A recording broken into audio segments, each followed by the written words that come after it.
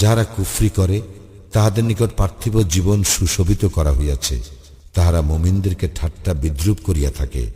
আর যাহারা তাকওয়া অবলম্বন করে কিয়ামতের দিন তাহারা তাহাদের ঊর্ধ্বে থাকিবে।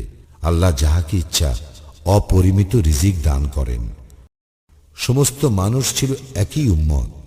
অতঃপর আল্লাহ নবীগণকে সুসংবাদদাতা ও সতর্ককারী রূপে প্রেরণ করেন।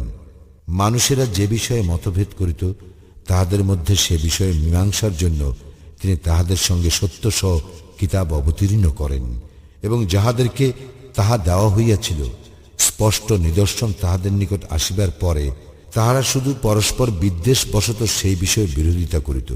যাহারা বিশ্বাস করে তাহারা যে বিষয়ে ভিন্নমত পোষণ করিত আল্লাহ তাহাদেরকে সে বিষয়ে নিজ অনুগ্রহে সত্য পথে পরিচালিত করেন। আল্লাহ যাহাকে ইচ্ছা সরল পথে পরিচালিত করেন।